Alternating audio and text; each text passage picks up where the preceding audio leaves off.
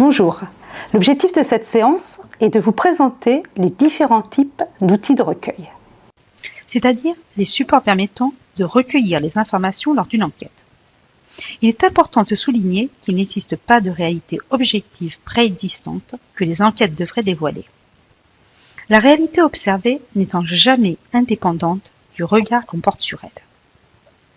Avant de décrire les différents types d'outils de recueil, il est important de savoir qu'en matière de méthode d'enquête, il est usage de séparer l'approche quantitative de l'approche qualitative. L'approche quantitative se fonde sur des données pouvant permettre de mesurer des indicateurs, moyenne, proportion. Elle est menée idéalement auprès d'un échantillon représentatif de la population étudiée, le plus souvent à partir d'un questionnaire, et permet de vérifier les hypothèses. Il s'agit d'une approche dite déductive. Le chercheur pose a priori une hypothèse en amont de l'enquête, concernant souvent une association entre différentes caractéristiques. Après analyse, il obtient des résultats lui permettant de valider ou d'infirmer son hypothèse initiale. Avec cette méthode, on peut répondre aux questions du type « Quelle est la fréquence de surpoids chez les enfants de 5 à 10 ans ?» L'approche qualitative, quant à elle, recueille des informations n'ayant pas pour objet les calculs d'indicateurs, auprès d'un échantillon souvent de petite taille, mais avec une forte hétérogénéité de profils d'individus. Le recueil est réalisé à partir d'une grille d'entretien ou parfois d'une grille d'observation. Cette approche est dite inductive. On part d'observation pour aboutir à une hypothèse. Il s'agit donc de généraliser à une population ce qui a été observé sur quelques enquêtés particuliers. Avec cette méthode, on peut répondre aux questions du type « Quelle est la relation à la nourriture chez les enfants de 5 à 10 ans en surpoids ?»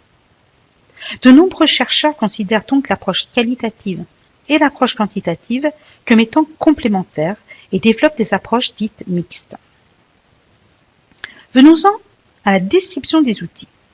En réalité, il n'existe pas de bonne méthode, mais des outils plus ou moins bien adaptés à la question posée et choisis en fonction des moyens disponibles. Les outils de recueil ne peuvent être élaborés qu'après une réflexion permettant de cibler les informations nécessaires pour répondre aux objectifs.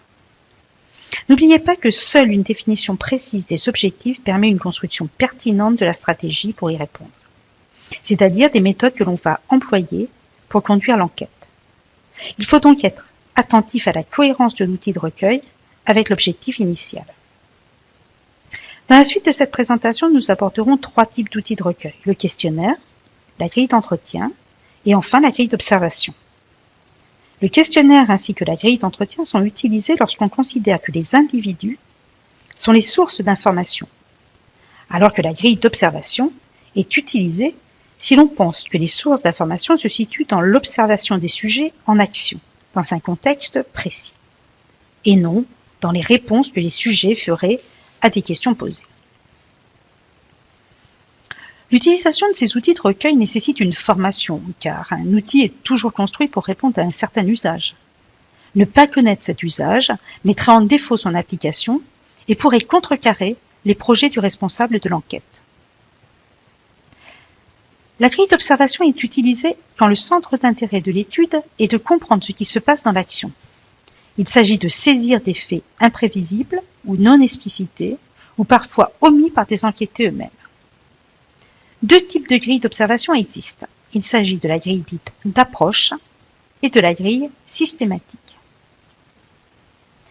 La grille d'approche est composée uniquement des grandes catégories à observer, et il s'agit d'inventorier l'ensemble des phénomènes observés sans approfondissement.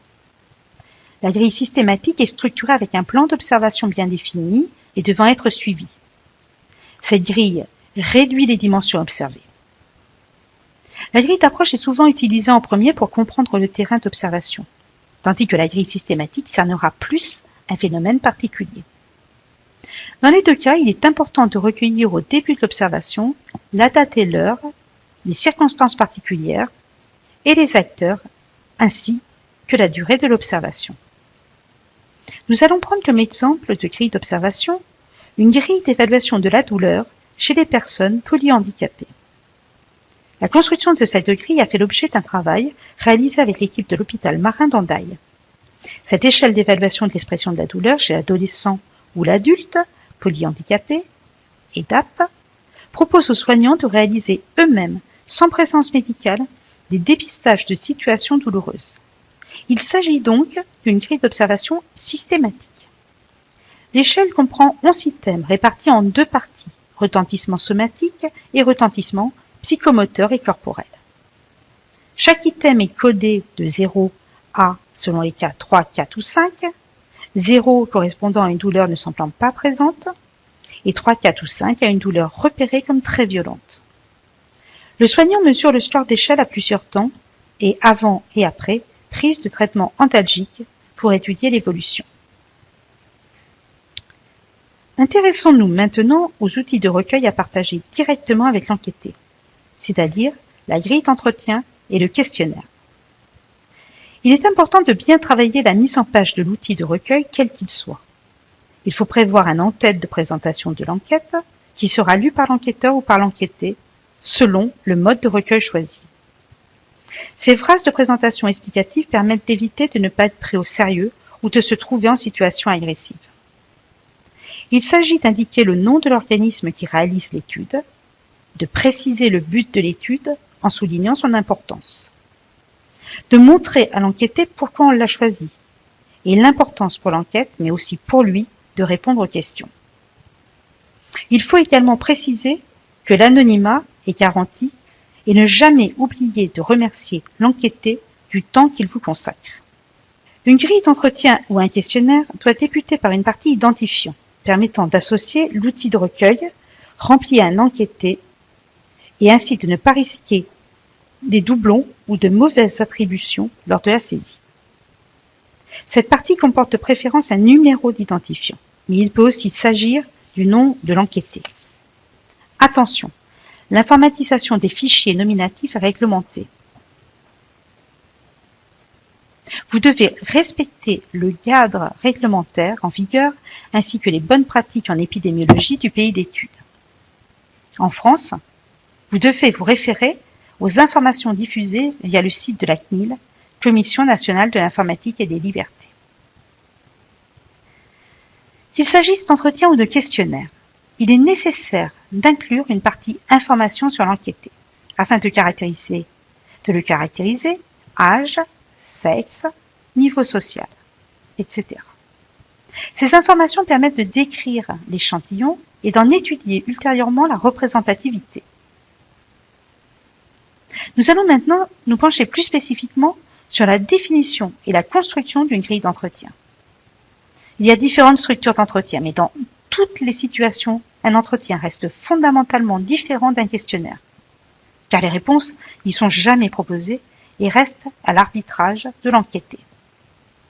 La grille d'entretien peut être utilisée dans 3 situations différentes, pour l'entretien non directif, l'entretien semi-directif ou l'entretien directif.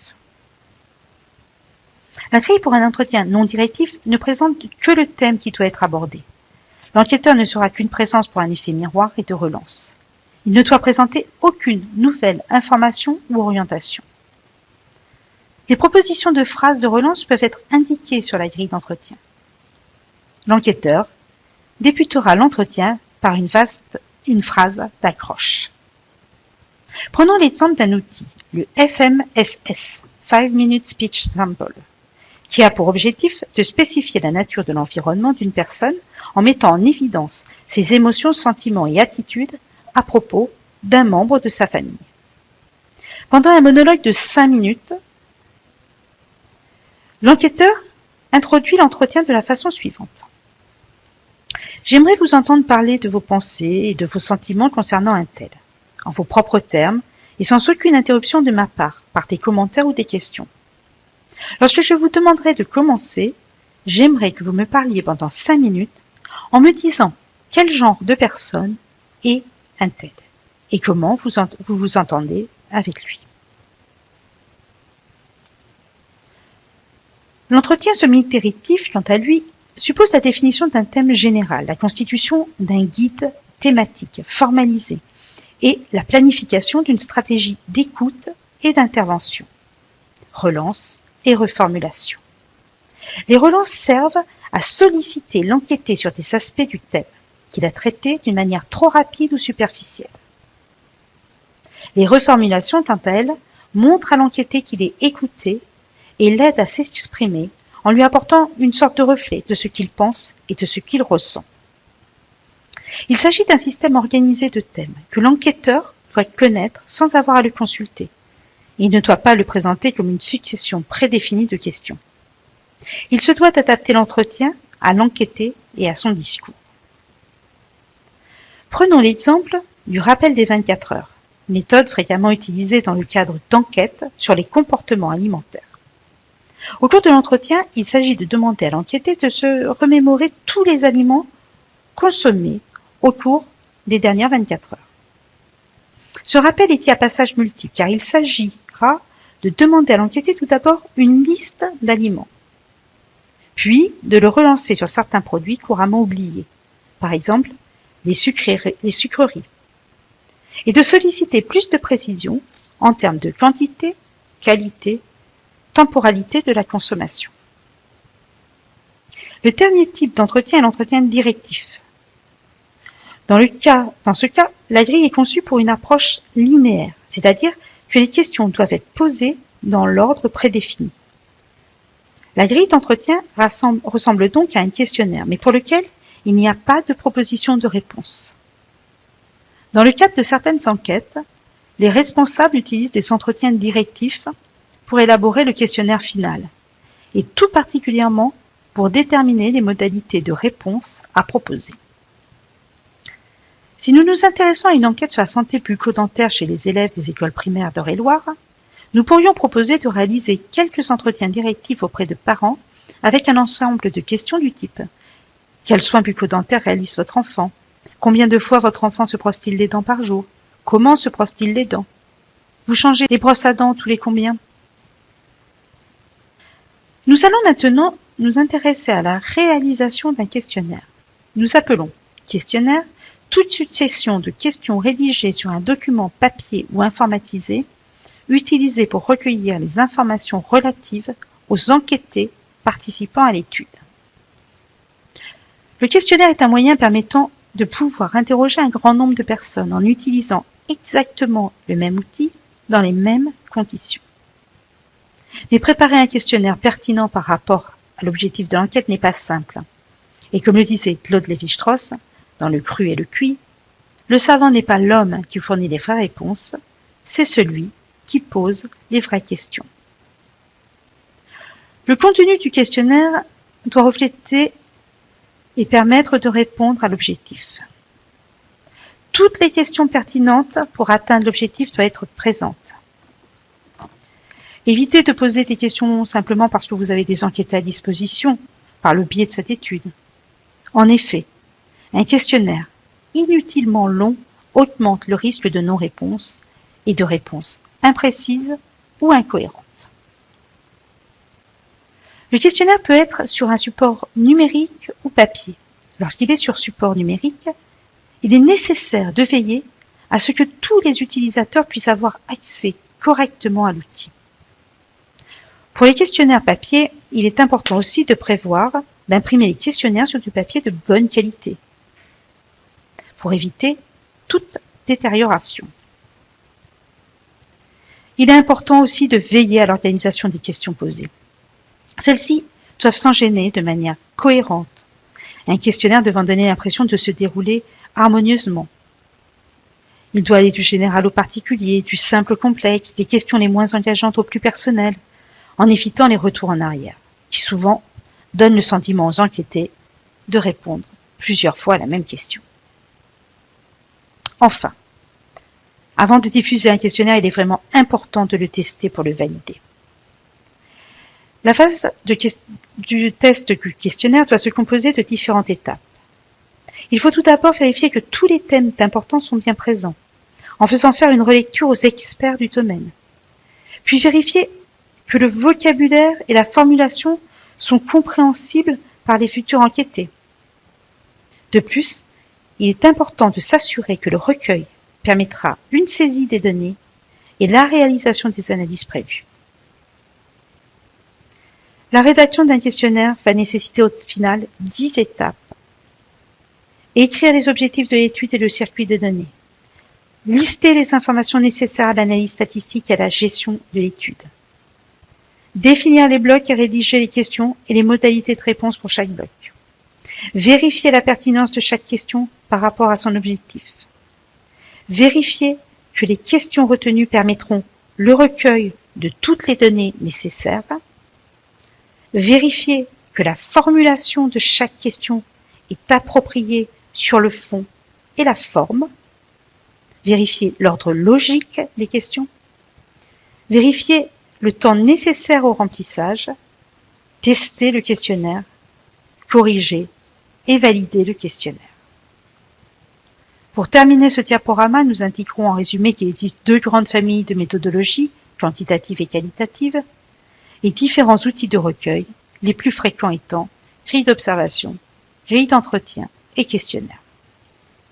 Nous espérons que cette présentation vous permettra de mieux comprendre les subtilités existantes entre les différents outils de recueil. À bientôt!